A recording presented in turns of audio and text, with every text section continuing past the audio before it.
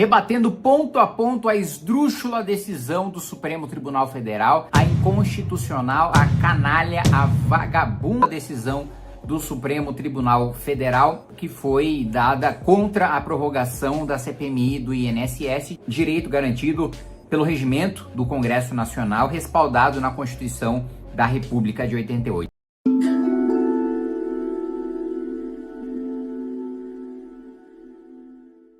Vamos começar pelo nosso preferido? Começar pelo Alexandre de Moraes? Vamos lá.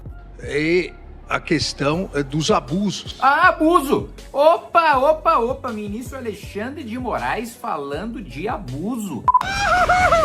Oi, acho. É a mesma coisa que a Suzane von Richthofen falar do Dia dos Pais. É a mesma coisa que, sei lá, o Marcola começar a trabalhar no CAPS para recuperar pessoas que estão viciadas em droga. É a mesma coisa que, sei lá, o casal Nardoni falar sobre cuidar dos filhos e infância. Abuso, Alexandre de Moraes. Abuso. Você que não se declara, você deveria ter se declarado impedido, né, suspeito para julgar este processo, mesmo porque é um processo que envolve uma investigação contra você, um contrato com a sua esposa, conversas do Vorcaro com você, conversas do Vorcaro com a Marta Graeff mostrando o relacionamento íntimo com você. Você nem deveria ter o direito de votar nesse caso. Aí você quer vir falar de abuso? Você que mantém inquérito infinito, você que é vítima, acusador e julgador no mesmo caso, quer vir falar de abuso? Lá vem, né? Vamos lá. A CPMI fez,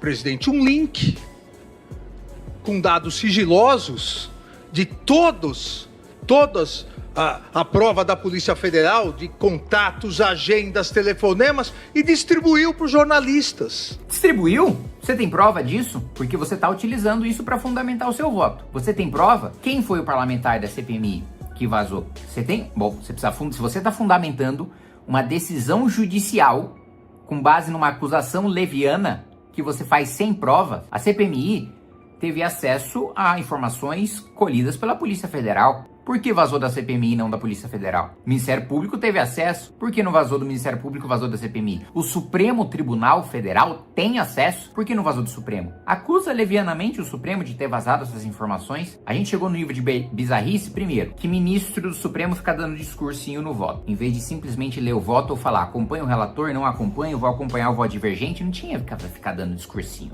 Vota e cala a boca. Esse é o papel de juiz num país sério. Se manifestar nos autos, não dá discursinho.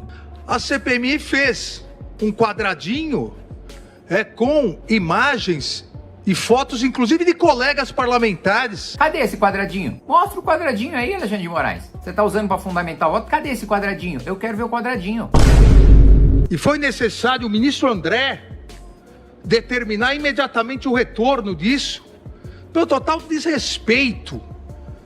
Ou seja, se desvirtuou e quer uma prorrogação automática do desvirtuamento. Absolutamente inconstitucional. Não cabe ao ministro do Supremo dizer que uma CPI tá ou não tá se desvirtuando. O julgamento se dá quando do indiciamento da CPI. Aí alguém pode recorrer ao Supremo e o Supremo dizer que aquele indiciamento foi com base no desvirtuamento. Agora, no curso da investigação, antes de a gente aprovar um relatório, não existe isso de ministro do Supremo ficar palpitando se CPI se desvirtuou ou não se desvirtuou da investigação. E não se desvirtuou. A gente se manteve, mesmo no caso do Vorcaro, a gente não está investigando o calote que ele deu bilionário, né, no fundo garantidor. A gente está investigando os empréstimos consignados que estão no âmbito da investigação da CPMI e do INSS. E mesmo que a CPMI estivesse se desvirtuando, não cabe ao ministro acabar com a CPMI, ao seu juízo, ao seu critério, para dizer que ela está se desvirtuando. É no final, quando tem um indiciamento, se você julgar que ele foi fruto de uma investigação desvirtuada, aí você pode livrar o cidadão. Mas sem relatório, você não decide. Você não decide, ou não deveria decidir. Prorrogação inconstitucional, com o seu voto, ministro Alexandre, com o seu voto, foi decidido que CPI é direito de minoria. Leia o seu voto na CPMI da Covid. Um seu voto foi determinado isso. E a lei diz que é direito de prorrogação automática. A lei utiliza a expressão automática. Não depende da vontade de ninguém, do arbítrio de ninguém. Não deveria ir para julgamento no Supremo. Mas não. Como você tá com o rabo preso, você quer acabar com a investigação, né? Flávio Dino. O poder desta dimensão, além de exigir a responsabilidade que o ministro Gilmar aludiu, exige também contenção em um prazo, sob pena de se transformar nisto aqui num inquérito geral. Ah, opa! Precisa ter prazo para não se transformar no inquérito geral? E os seus votos no inquérito das fake news? Quantas vezes você se manifestou contra? Quantas vezes foi dar o discursinho político? Eu sei, Dino, eu sei que você tá em campanha para ser presidente. Eu sei que você quer suceder o Lula. Eu sei que você quer utilizar a caneta do Supremo para ganhar popularidade para sair para presidente. Não sou trouxa. Aí você quer vir falar de inquérito infinito? CPMI tem prazo.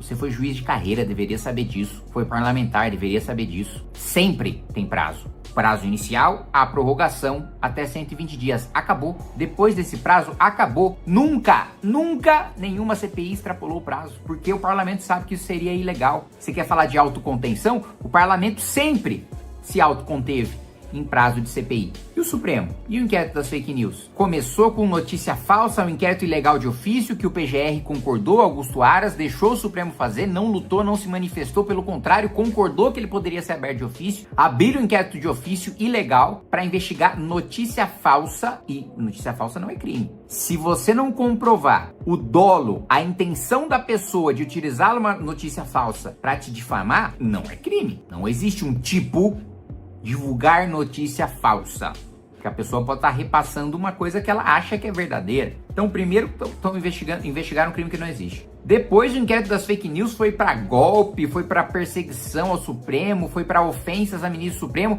Depois, ele foi utilizado pelo ministro Alexandre para perseguir o presidente do Sindicato dos Auditores da Receita, que não tinha nada a ver com nada. Ele só deu uma entrevista e foi colocado no inquérito infinito. Aí você quer vir falar de prazo? De investigação de regimes autoritários. Ah, opa! Não ter prazo e se transformar numa investigação geral é coisa de regime autoritário, ministro Flávio Dino. Então, Vossa Excelência admite que o Supremo age de maneira autoritária, como um regime autoritário, quando mantém o inquérito infinito das fake news? Você admite, então? Segundo Flávio Dino, o inquérito das fake news é autoritário e o Supremo age de maneira autoritária. Segundo a sua lógica, o seu raciocínio, é exatamente isso que o Supremo faz. Em que se faz aí sim autêntica pescaria probatória de modo indefinido e sem fundamentação. Pescaria probatória sem fundamentação de maneira indefinida, né? Fishing Expedition. Você quer acusar a gente de Fishing Expedition quando o Supremo manda fazer busca e apreensão sem fundamento na casa de adversários políticos? Então, ele manda fazer a busca e apreensão e não sabe o que buscar, só para tentar encontrar um possível crime que nem está sob investigação dentro da casa do sujeito. Aí você quer nos acusar de fazer isso? É muita vergonha na cara, tá? Vamos ver aqui a defesa do ministro André Mendonça. Então se criam obstáculos de impedimentos de leituras de requerimentos, de aprovação de requerimentos, até que se esgote o prazo. E depois não se prorrogue. É o que vai acontecer se não prorrogarmos essa CPI do INSS. Um caso que envolve roubo de bilhões de reais dos mais vulneráveis da nossa sociedade, órfãos com suas mães, avós que cuidam dos seus filhos e dos seus netos, não vão ter a resposta, ao menos do Congresso Nacional, no âmbito da responsabilidade política, que as minorias pleiteiam o direito de ver reconhecido. Se criam os obstáculos, até que se escoe o prazo. É isso, perfeita fundamentação. O governo apresenta um monte de obstrução, porque sabe que o prazo da CPMI tá para acabar, sabe que tem o respaldo do presidente Davi Alcolumbre para maneira de agir ilegal e não prorrogar automaticamente, sabe que tem respaldo do Supremo para essa omissão do presidente Davi Alcolumbre, obstrui e deixa acabar. É método, é estratégia. O governo sempre faz isso. E ainda, preciso dizer isso também, tem uns tontos ali da oposição que caem no jogo do governo, que caem na provocação do governo e acabam eles próprios obstruindo, caindo na provocação. Gente, vamos lá. Nós vencemos a presidência e a relatoria da CPMI, o que significa que quem tem que obstruir é o governo, que está sendo investigado. Nós estamos agindo, nesse caso, dentro dessa CPI como base. Por que somos base? Porque o presidente e o relator estão ao nosso lado. Base vota, oposição discursa e atrapalha, que é o que eu faço há 7 anos. Oposição obstrui, governo vota. Quem é governo, se fica caindo na provocação da oposição, contribui com a obstrução da oposição. Mas o eleitor não vê isso, né?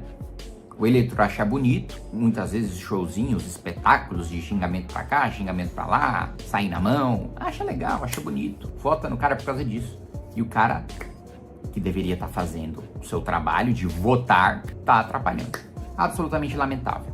Mas isso não nos impede. E estou aqui sexta, estarei aqui sábado. Eu voltei para São Paulo ontem, vim para Brasília hoje de novo, por causa dessa decisão do Supremo, e nós vamos votar o relatório. E mesmo que o relatório seja derrotado, todas as provas vão se tornar públicas. Todos os indiciados, inclusive o Lulinha, o senador Everton Rocha, do PDT, do Maranhão, vice-líder do governo Lula, todos estarão lá, com todas as provas, todos expostos. Então, assim, o dano político estará causado. Por mais que vocês impeçam juridicamente, o dano político estará causado. O povo brasileiro terá acesso a todas as provas e todos os indiciados.